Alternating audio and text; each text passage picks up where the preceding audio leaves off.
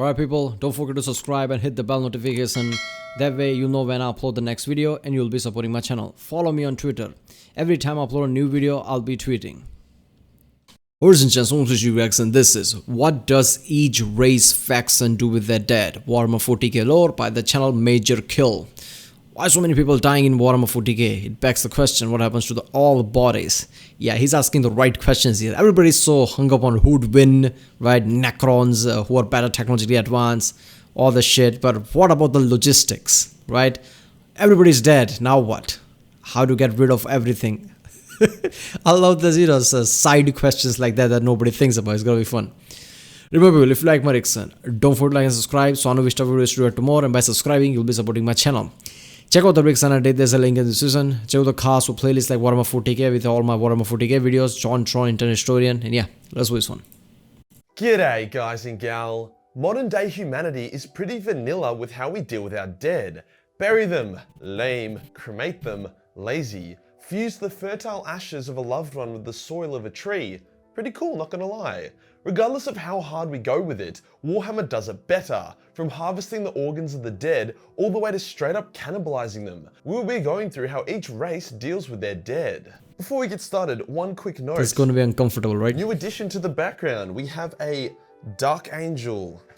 Love these guys. Love this. If you're wondering why I'm just randomly, commissioning thousands of dollars of cosplay for no apparent reason and then kind of putting in the background, there is a reason that I will announce soon when the rest Not to mention covering his silver play button.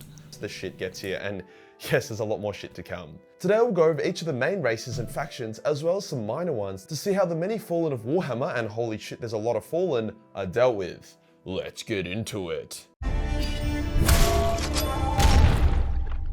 Starting us off with the superior master race, humanity. What can I say? I'm a total racist. The Imperium is a vast place, with up to 1 million worlds in it, so saying that there's a bit of diversity is an understatement. Lowly populated worlds, such as newer civilized worlds, would likely have the same systems as us: burials, funerals, and cremations. Hive worlds are a bit of a different story though, as there isn't enough land for them to be mass burying millions of people every year.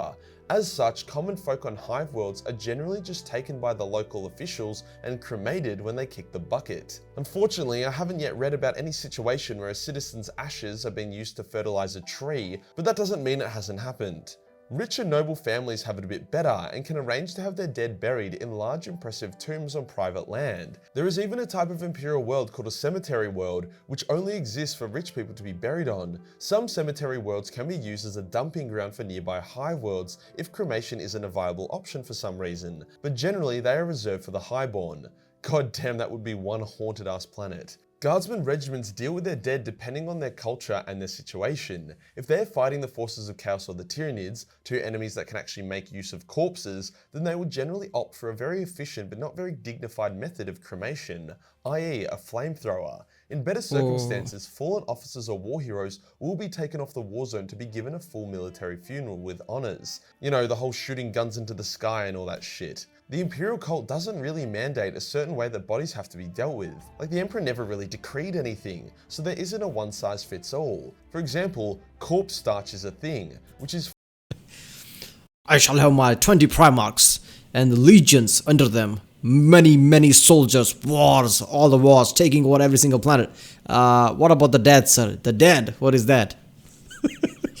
Emperor didn't say anything about how to get rid of the body. They'll figure it out. food made up of processed human bodies. This is a major food source for a lot of the most grimdark of hive worlds like Necromunda. So as an Imperial citizen, you can either expect to be buried in a nice tomb on a cemetery world, or you could be thrown into a blender and then fed to your children. A lot of diversity right there. For Space Marines, it's a bit different. Each Space Marine represents billions of dollars of investment. Their body's armor and training is on another level. Even in death, their bodies have a lot of value. The first thing that happens to a Space Marine when they die, if there's a living apothecary nearby, is to have their primary gene seed extracted. This is so the gene seed can be planted into a new recruit and can create a new Space Marine. Once the gene seed is extracted, it's really up to what the chapter wants to do. The salamanders will burn their dead, no shit, with high-ranking salamanders being thrown into a volcano. Generally, a Space Marine is stripped of their valuable armor before their body is disposed of, but this isn't always the case. The Grey Knights have a special cemetery on their homeworld of Titan, which has been taken care of by what could be the only blank space marine in the galaxy. This would make sense as having a blank caretaker. But I mean, Titan is in our solar system Titan, or is this supposed to be a different Titan planet? If it's our Titan, yeah, it's fucking awesome, right? Grey Knight's home is on Titan. Means that the corpses of the fallen Grey Knights cannot be possessed or tainted. The White Scars will often leave their dead on the battlefield as this is their way, whilst the Iron Snakes cremate their dead and spread their ashes into the sacred oceans of their home world. It really just comes down to what each chapter's culture dictates. I'm sure there would be at least one chapter that would infuse their brother's ashes into a tree seed in order to fertilize it. The various Imperial minor sub-factions have their own unique methods as well. Custodes have been shown to receive full funerals, with one even having an entire world come out to attend his funeral, as they incinerated captured heretics in his honour. It was pretty funny. Generally though, they would just be privately honoured by their custodian brothers. As their bodies cannot be harvested for gene seed and their armour is custom made, it seems as if both are left to be untouched when they're buried. The armour might be melted down and reforged, but the lore hasn't really dived too deep into that. The Mechanicus spend more time honouring fallen machines and vehicles than they do their fellow Magos and Skitarii. Skitarian servitors are seen as slaves with no real rights, so their bodies would likely just get harvested for spare parts, whilst Tech Priests and Magos would be shown more respect, but still not as much as a fallen knight or titan. Sisters of Battle are Of course, Mechanicus are the most weirdest of them all. Oh no, the Titanfall, the machine. What about all the people that die? Who gives a fuck? Throw them into the river. But the machine. hyper-religious, hence they regularly receive full funerals in churches with priests and everything. Sisters who really stand out could even be honoured as saints, and are buried as such. What about the Eldar? How do they deal with death? Well, not well actually. Considering the true death of an Eldar results in an eternity of spiked sodomy by the god of sex, drugs and rock and roll. As such, an Eldar's approach to true death is to avoid it. The Craftworld Eldar all carry around spirit stones that upon their death of their physical bodies will catch and safely store their souls, preventing them from being taken by Slaanesh. These spirit stones will then be placed into an infinity circuit which helps power the Craftworld and also acts as an afterlife for the Eldar. The spirit stones can then also be placed onto Wraithguard so that even in death, the Eldar still serve. The Exodites have a very similar system, except they use a world spirit instead of an infinity Yeah, that's the soul thing. What do they do of the body that is lying around though? circuit. For their bodies, Craftworld Eldar will burn their dead because there's not really much soil or space on a Craftworld for burials, whilst the Exodite Eldar will bury their dead because there's a shitload of space on their maiden worlds to bury. That and the Exodites are tree-hugging hippies who don't want to have to harvest some lumber for a funeral pyre. The Dark Eldar don't have spirit stones, hence their goal is to keep their physical bodies alive. They are so adamant about this fact that the Dark Eldar have mastered resurrection and necromancy. If you are rich and influential enough, upon death, a homunculi can basically revive you no matter how dead you are. Like if you get blown up and the only trace of you left is a finger, they can bring you back to life from just that. They do this by torturing a shitload of people in front of your corpse. This replenishes your essence and regrows your body. Once your body is back to functional health, your soul will re-enter it and voila, no funeral needed, boy. This also shows a bit of an interesting fact about the Eldar. Upon death, their souls just don't instantly fly to Slaanesh. If a Dark Eldar can be resurrected hours, days, or even longer after their death and still maintain their soul, then it seems like Slaanesh would take quite a bit of time to claim a dead Eldar soul. Dark Eldar have been brought back from the dead many years later, but this usually ends badly, as by that time Slaanesh has well and truly had her way with them, hence whatever comes back isn't quite right. Upon true death, the basic bitch Dark Eldar are left to rot, whilst Highborn will have a funeral. Vect was given a funeral upon his death, but then his funeral turned out to be a trap, as all the guests were murdered in order to bring Vect back to life. Yeah, fuck Eldar funerals, I'm never gonna go to one of those. Death isn't a Alright, Drukkaris, right? Dark Eldars. I mean, it kind of makes sense how fucked up they are, but that's just some next level shit that they can basically bring dead people back. I mean, how OP can you get? I mean, Eldars basically reached the technology that was ridiculously high, and the civilization was so high that, you know, their technology and everything is just fucking next level, right? Obviously not as the Necrons one, but still. And now Drukhari is the worst of the worst, basically. The people who lives in the webway, right? These people basically, just start to do necromancy and ridiculous shit and bring back the people alive. That is just some fucked up shit right there. Drukkaris are already scary, right? how the torture and, you know, do the maximum level of torture and debauchery that they can. And now they basically are unkillable. Once they die, they can always come back if they want to, basically. If the necromancy is done, I guess. And as far as Slaanesh thing, I guess it makes sense because they are in their own pocket of dimension, right? They hide there, right? So maybe the soul takes time to go to the warp or something from, you know, that dimension. That's why they can stay there for a long time before they can resurrect her. I don't know. A big deal for the Orks, and their bodies decay pretty rapidly, so mostly they're just left to rot where they fall. Impressive or famous Orks will have their gear taken and named in their honor. Ork corpse can be raided by other Orks for teeth or body parts for the pain boys to work with.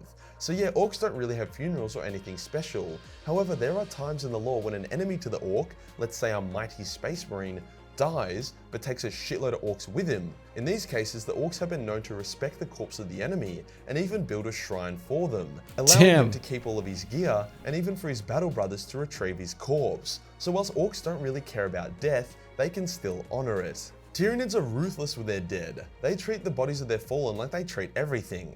Nom nom nom nom nom nom nom. Can't say I blame them though. Recycling is a very important thing. More people should do it. The Tyranids are just misunderstood hardcore environmentalists. Gene stealers would mostly just handle their dead the same way everyone on their planet trading wood in order to blend in. However, I can imagine they would also take their dead to their patriarch in order to feed it. Chaos deals with their dead in a variety of ways depending on which god gets to the body first. For Khorne, the skull is taken. That's a no-brainer. But Nurgle gets a bit funky and will often bring back corpses as plague zombies. Titsnitch finds dead things boring as they can no longer be used in his schemes and 4D chess games, so he has no interest in them, and Slaanesh is in a similar boat. Like, she's fucked dead bodies before and should happily do it again, but it's just not the same. Demons don't require burials or funerals as their forms are vaporized and banished back to the warp upon death, whilst cultists and space marines will generally just get their bones harvested to decorate war gear and armor. Yeah, look, I can't really see many classy military funerals going down in the Eye of Terror. The Tau lore hasn't really dipped much into their funerals as far as I've read, but it would be easy to assume that they would follow the same formulas of bury or cremate. Interestingly enough though, certain Tau will have their consciousnesses copied and downloaded before death, meaning a version of them can live on as an AI to teach and guide the future generations. As Tau have weak and small souls, as well as the fact that they aren't very religious, death is seen as pretty final by the Tau, so the bodies would be disposed of out of necessity and respect rather than religious superstition. The Kroot, on the other hand, eat the shit out of their dead. Due to their evolutionary ability to absorb DNA through eating, they genuinely gain benefit from eating their fallen brothers. They also believe that your soul is trapped within your body upon death, and can only be freed by being eaten. So yeah, the Kroot probably think that a fart is the soul of the dead being freed. The Necrons don't really do anything with their dead as they don't really die. A Necron who is beaten in battle will be teleported back to a Necron tomb world for repairs, and even if the body is so broken that it cannot teleport back home, the Necrons don't really give a fuck. This is a stark contrast to before they were Necrons, when they were flesh and blood. As they died quite young, their culture was dedicated towards death. Their worlds were full of big tombs and pyramids. Every god of their religion was a death god. Death was synonymous with the Necrontyr culture, more so than any other culture ever. It just goes to show how much the Necrontyr lost when they walked into those soul furnaces. Their entire culture was inverted. As the ancient saying goes, there's many ways. Yeah, Necron story is so fucking sad. Obviously, they don't care about being dead because that's what their lives were before everything went down, I guess, before the Khitans and everything. To fuck a skinned cat, just as there's many ways to bury, cremate, mutilate, consume, and sodomize a dead body in the grim darkness of Warhammer 40k. If you enjoyed the video and you want to support the channel, then Patreon is the place to be. Only $1. Damn, so this is really interesting. I mean, obviously on the earth beings kind of follow the same thing, cremation or burial, where it's probable. Cremation is pretty easy one because it would basically, just destroy the body, so nothing to worry about. But wherever there's possible, people bury them, right? And every other fucking chaos one, obviously they don't care about the more militaristic, like, salute and I guess gunfire and things like that. They don't care about their chaos gods. Why would they give a shit about all that?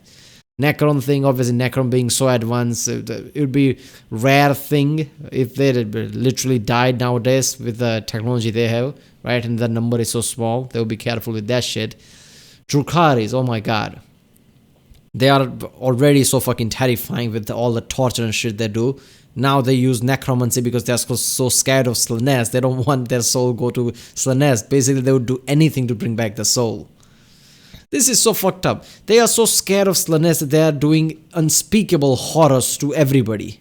Right? That depth is so ridiculous. Like, you know, there's, oh, we are so scared of Slaanesh. We're going to run away into pocket dimension and we'll make sure we never die and go to Slaanesh. How are we going to do that? We are going to torture and kill every single person like you never seen. That is just ridiculous. Alright people, that was what does each race faction do with their dead. Warhammer 40k lore by the channel Majorkill. If you want me to do more Majorkill videos, comment down. Right? If I get enough comments about it, I guess I'll do more Majorkill. But yeah, if you like my reaction, don't forget to subscribe. Check out the reaction. There's a link in the description. Check out the cards, check out the ink cards. Yeah, follow me on Twitter, and I'll see you next time.